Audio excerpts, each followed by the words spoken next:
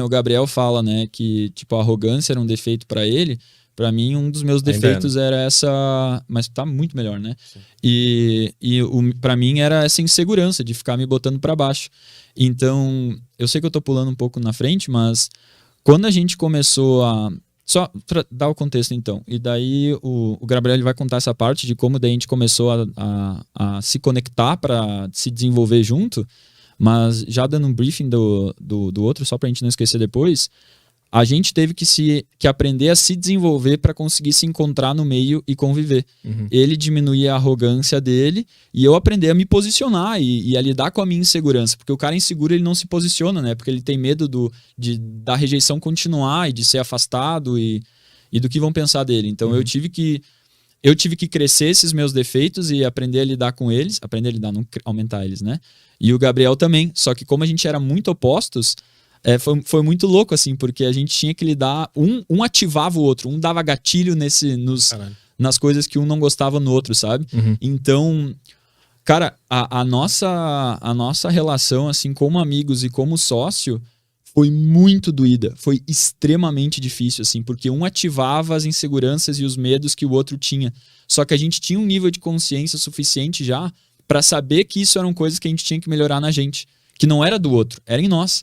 Então, cara, doía muito.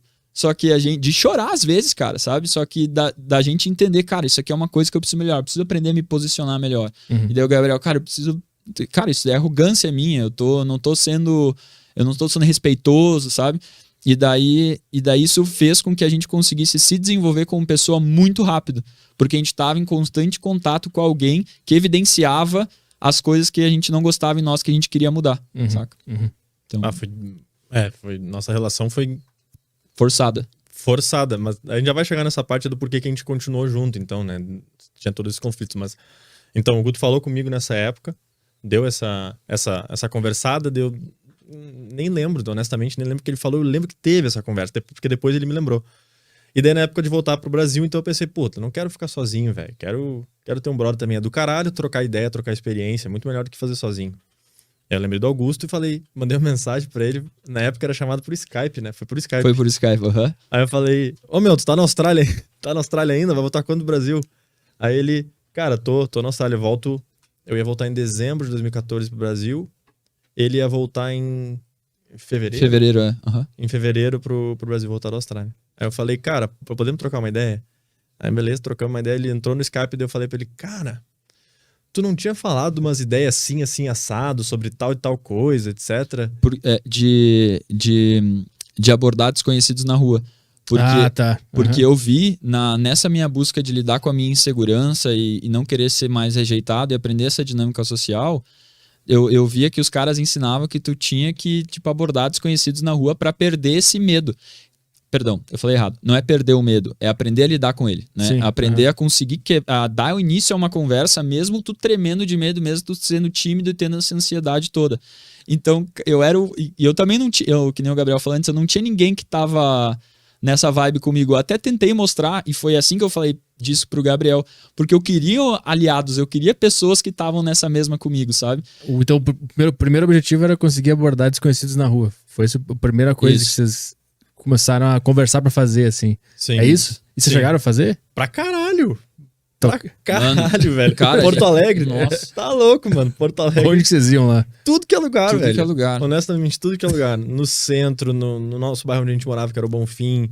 A gente ia pra shopping. Shopping era mais chato que tinha segurança, mas a gente ia pra shopping, abordar desconhecido. Daí, óbvio, os lugares mais óbvios, tipo balada, etc. Mas cheguei... Cara, na Alemanha eu fiz em trem, metrô, em ônibus. Mas era mulher ou era qualquer pessoa? Principalmente mulheres, mas também grupos. Principalmente, também grupos aí com o intuito de se divertir, geralmente. Daí era mais à noite. Pra conhecer gente nova, cara. Puta, eu conheci um monte de gurizada nova lá na época do intercâmbio. Fazendo isso, indo conversar. A gurizada tava jogando bola ou fazendo qualquer esporte, qualquer atividade lá na Alemanha. Lá na Alemanha o pessoal costuma ser um pouquinho mais fechado. Apesar de que no Sul não muda tanto, honestamente. Uhum. Mas é um pouquinho mais fechado. Eu fiz isso pra caralho. Mas tu tinha dificuldade pra socializar? Tinha.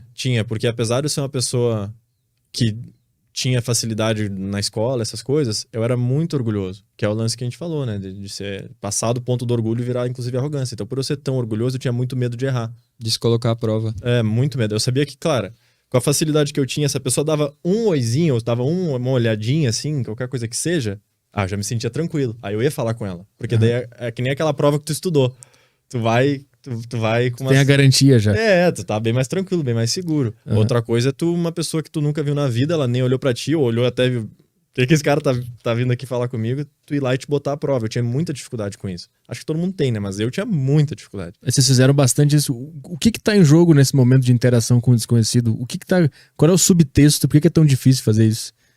O por trás do porquê que os sentimentos... Não. Quando tu vai lá interagir com uma pessoa desconhecida. Tá. Tem alguma coisa ali acontecendo que a gente não consegue enxergar, mas tem uma tensão, um negócio estranho ali, que se o cara estiver nervoso já não engata, a outra pessoa tá desconfiada. O que é esse jogo de abordar um desconhecido? O que tá acontecendo nessa interação? Tu quer saber por que a gente se sente tão inseguro? Ou o que tá em jogo no sentido... Como assim? Me explica melhor.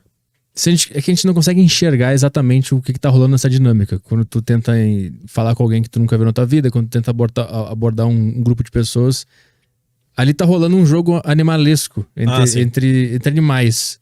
Que a gente não consegue enxergar exatamente o que é. O que tá acontecendo. É um negócio de tribo, de perigo. Desse cara representa um perigo e o cara que representa esse perigo tem que fingir que não é um perigo. Tá entendendo? A gente mexe com os instintos animalescos de todo mundo na interação social, que é uma coisa que aparentemente não tem... Não é que nem se eu chegasse com uma faca. E tava claro que tem um perigo, eu tô com uma faca.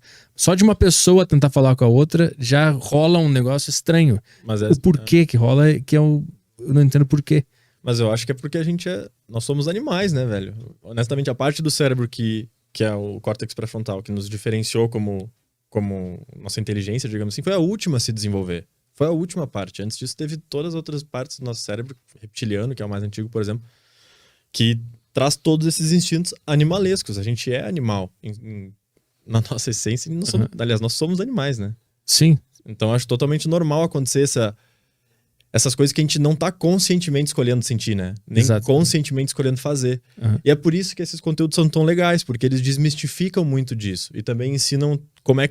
Cara, o que tu tem que fazer para conseguir driblar esse tipo de barreira? Principalmente no Brasil, porque no Brasil ou qualquer país que seja menos desenvolvido, não seja país de primeiro mundo, que a gente já é muito, muito ressabiado, velho. Aqui no Brasil, e talvez com razão, né? Mas a gente é muito ressabiado. Então vem uma pessoa estranha. Então, o Guto falava isso pra caramba quando ele voltou, porque acho que a Nova Zelândia e a Austrália...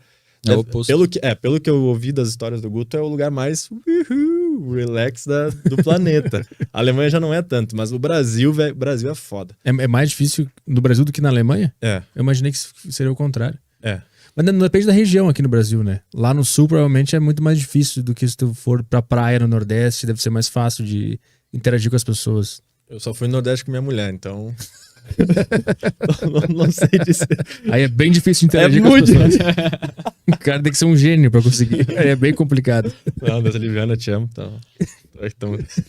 Só pra ficar claro. Pra ficar claro, gravado, registrado. Mas vocês fizeram essas interações... Eu tava perguntando pra ele o que tá em jogo na interação social. Por que é tão difícil interagir socialmente com alguém?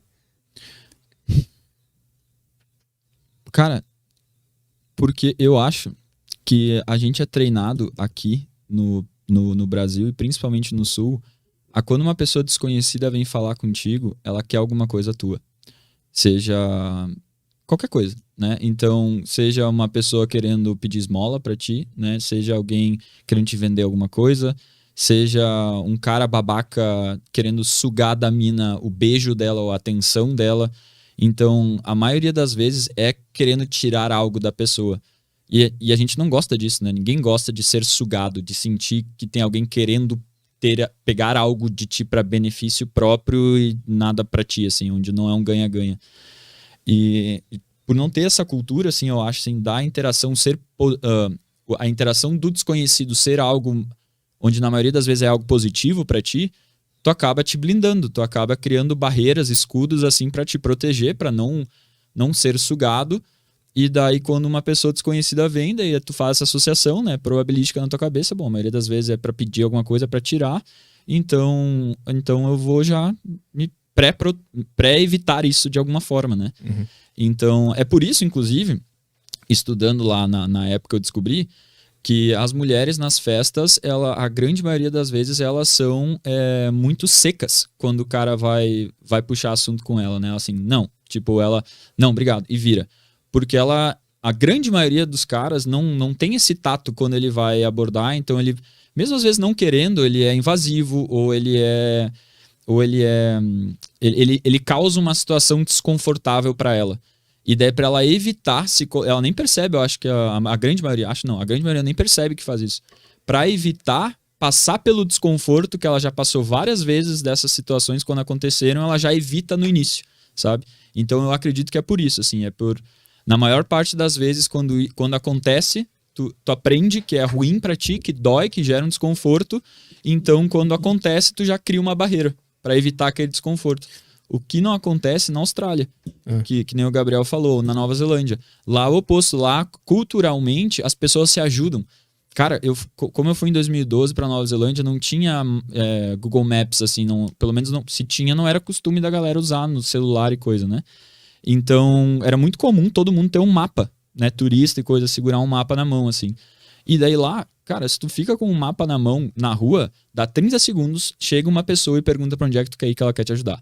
Eu tava só, a primeira noite lá, eu fui num bar, eu precisava sair, né, conhecer Nova Zelândia, primeira noite, fui num bar, peguei uma cerveja, eu tava parado com a cerveja na mão, envergonhado assim e tal, né, país novo, pessoas novas, tudo diferente, e deu absorvendo aquilo, tudo que tava acontecendo, chegou do nada, um cara bateu a cerveja dele na minha e falou assim, e aí, meu, tá sozinho aí? Eu falei, tô. Ah, então chega aí, vou te apresentar pros meus amigos. E me apresentou pra roda de amigo deles. E isso lá é extremamente normal, saca? Porque a galera é amigável, a galera, sabe, ela gosta. Por quê? Eu me sinto desconfortável só de imaginar essa cena. Qual que é a chance, do cara me convidando pra conhecer um monte de gente. Por quê? Porque... Mas aí que tá. Lá, quando isso acontece, é uma experiência boa na maioria das vezes. Uhum. Então, cara, vai ser legal. Sabe? Pra quem é de lá, né? Agora, quando no teu passado, a maioria das vezes foi uma experiência desconfortável... tu vai criar esse escudo, né? Que nem tu ficou desconfortável só de ouvir, porque provavelmente a maioria das vezes que algo similar aconteceu foi desconfortável pra ti. Então eu acredito que é por isso que aqui tem isso, assim, porque na nossa... E é engraçado, né? Porque não é culpa das pessoas, mas ao mesmo tempo porque é algo cultural, né? Não é culpa delas, elas terem sido inseridas, terem nascido aqui, conviverem aqui e serem treinadas a isso, o fato delas... Elas tiveram experiências ruins no passado que criaram esses escudos, então não é culpa delas da cultura ser assim, mas ao mesmo tempo a responsabilidade delas aprender a lidar com isso, né? Uhum. Então, e pro cara que tá indo fazer a interação, que é o caso que vocês estavam fazendo, né? Por que é tão difícil de a gente ir abordar alguém desconhecido? Justamente por isso, pelo medo dessa rejeição. A maioria das vezes é uma experiência ruim, são várias experiências ruins para tu ter uma experiência boa. Então tu sabe que a probabilidade maior é de tu ser rejeitado, certo? Uhum. Pelo menos é o que tu acha, né? Quando eu digo tu sabe, é o que passa na cabeça da pessoa quando ela tá naquela situação de desconforto, certo? Então, tu não quer ser visto como menos, tu não quer que as pessoas te vejam tu sendo rejeitado, tu não quer que teus amigos vejam, tu não quer que outras mulheres vejam isso. Então, quando tu te coloca à prova, pode ou dar bom ou dar ruim. E a chance de dar ruim que causa esse desconforto pra ti, sabe? Mas, claro, isso na minha visão. Tem pessoas que têm dificuldade em interagir com qualquer pessoa e não é nada disso que eu tô falando, sabe? Mas na minha percepção é isso. Em níveis normais é isso que rola.